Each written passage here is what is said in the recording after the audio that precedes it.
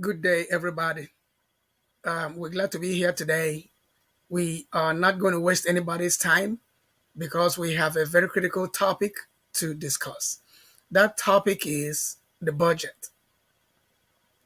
I mean, the budget, because everything we do in life revolves around a budget. And in fact, budgets revolve around our lives. But today, the budget we're going to talk about today is the budget of your nation, your country. Because if you fail to plan, it means you are planning to fail. How can you have a successful country without a meaningful budget? And when you hear the word budget, it doesn't mean plenty of money. Budget is just budget, which means tailoring things within your means and not just to overdo things or to look where you don't have anything. Just do what is meaningful with what you have. So that's what we mean by budget. So today we will look at budget very briefly too. Very briefly. A country is supposed to have specific items on its agenda. And that agenda is what I call the budget. And sometimes you see a parliament of a country in a session, and before you know it, they are fighting. They fight one another, and deal blows on their colleagues. And some people will be taken to the hospital just because there's an argument. And if you look at that argument very well, there is money behind it. So that is budget. And that's why we want to talk about budget today. Now, your country has different items on its budget. Every country does. So, but sometimes we do not pay attention to those items and how the country is apportioning numbers to those items. I'll give you an example. Every country keeps talking about its territorial integrity. Territorial integrity. So, what does that mean to you? It means the protection of the boundaries and the shared existence of that country. And how do they do it? They have the military. They train people in the military and get them ready for any eventuality in case any aggression comes from east, west, north, or south. So they will have a ready group of people, very ready to be on the move to quell any disturbances that might arise from aggression. So the military, therefore, should cost your country some money.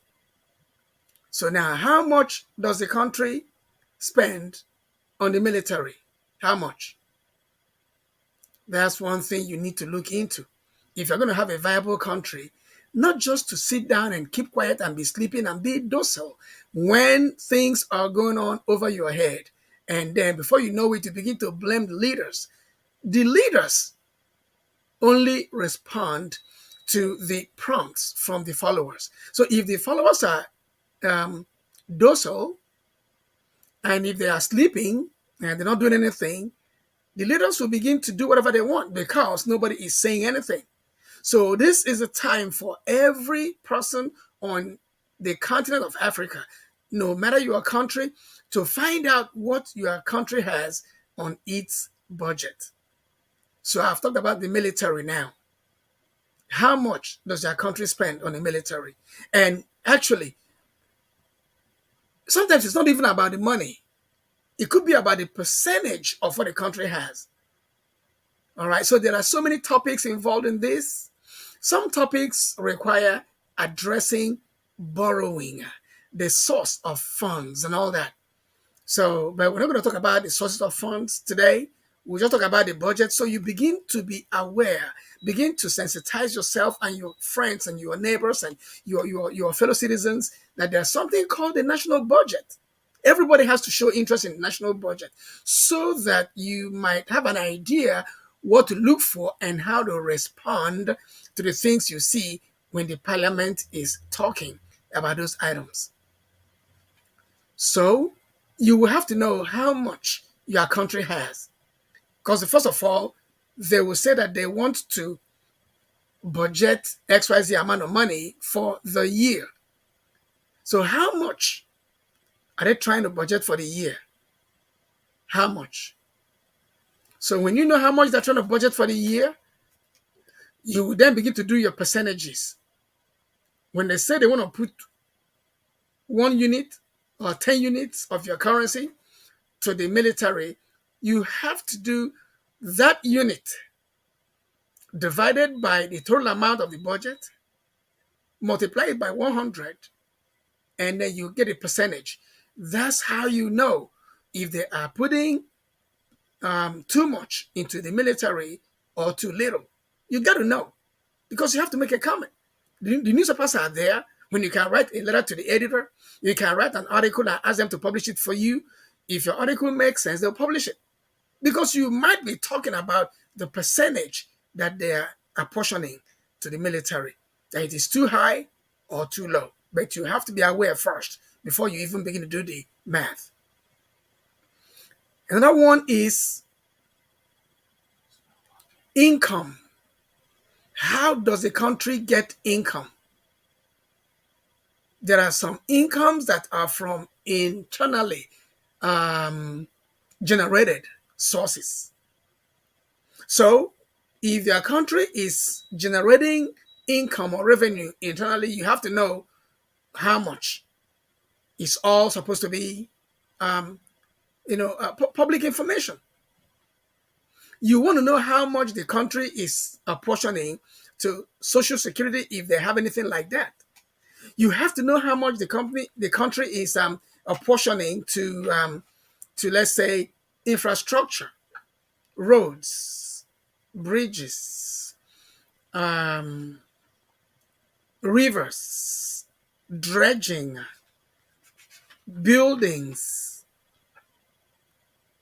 all kinds of infrastructure. You have to find out how much they're apportioning to those things. When you write down that amount, divide it by the total amount of the budget, multiply by 100, you know the percentage. That's how you know whether the country is apportioning too much or too little to a particular item on the budget. So you have to go and look for your country's budget for the current year. At least you can begin from there. Current year. What is your country doing this current year? How did they apportion percentages or amounts to the items that they are working on? What did the parliament approve? And how did they get the revenue to justify that budget? When you do that, you will be able to know where your country is heading. Because different countries have different things that they, prioritize. They have different things that they pay attention to, that they highlight, because every country is not at the same stage. Some countries don't even have infrastructure, so they will spend more on infrastructure. Some countries don't even have, different, social services or, other resources and other kinds of things that make a country to move forward.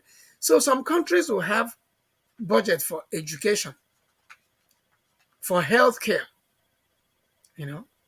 for roads, for all kinds of things. I can roll them out one by one, and we're going to stay here till tomorrow when I'm trying to roll them out. So what the country, sorry, I keep saying company, because of my discipline, but what the country spends on depends on where the country is at the point in time. Because a country will not budget for infrastructure every year forever. A country can budget for infrastructure for 3, 4, 5 years in a row, and when that is done, they will begin to focus on something else until, let's give them 20 to 30 years or even 15 years. When that infrastructure that is spent on begins to deteriorate, they will begin to vote to pass new budget on infrastructure, either repairs or introduction of new ones. So the budget depends on where the country is at the point of budgeting. But you, as a citizen, must show interest. You must show commitment. You must be aware. You must be curious to know what the country is doing with the resources and how the revenues are generated. Some countries sell their mineral resources. They get royalties from those who are, tapping those resources. Some countries export. Some countries manufacture and sell internally and all those things.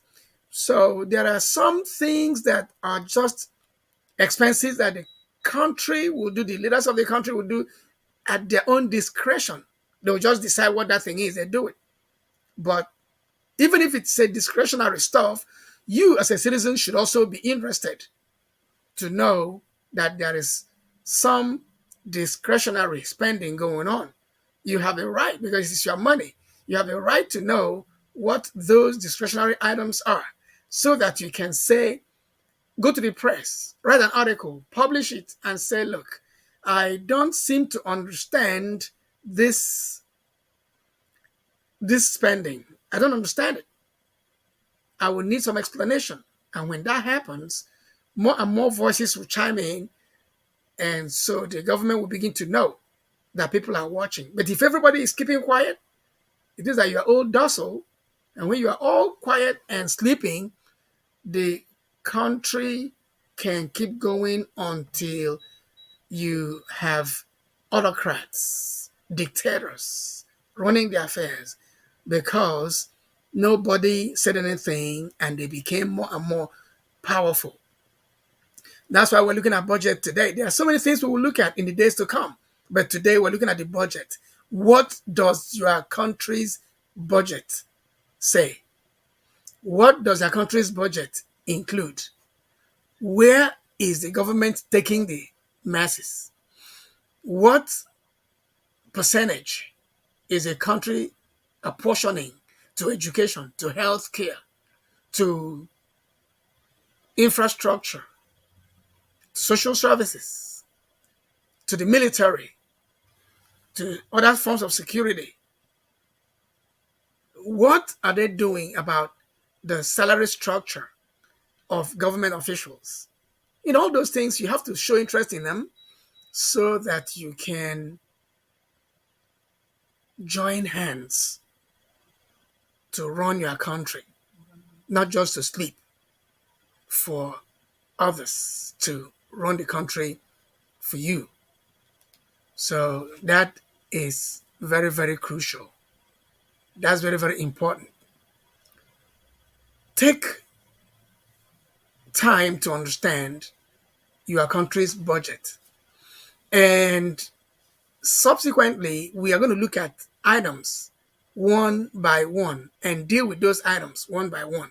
But today, I just wanted to look at the budget, look at the items therein, begin to try to understand those items and the rationale for having them on the budget. So you can begin to either support or decline or complain or condemn or compliment the government. But you are the people. And we've been told that democracy means the government of the people, for the people, and by the people. So you can only make that happen by looking in to see what's going on and participating in the governance indirectly by chiming in and saying you are saying a word or two. Say a word or two and just participate. So that's what we're going to end it for today. Thank you very much and talk to you again later. Bye-bye.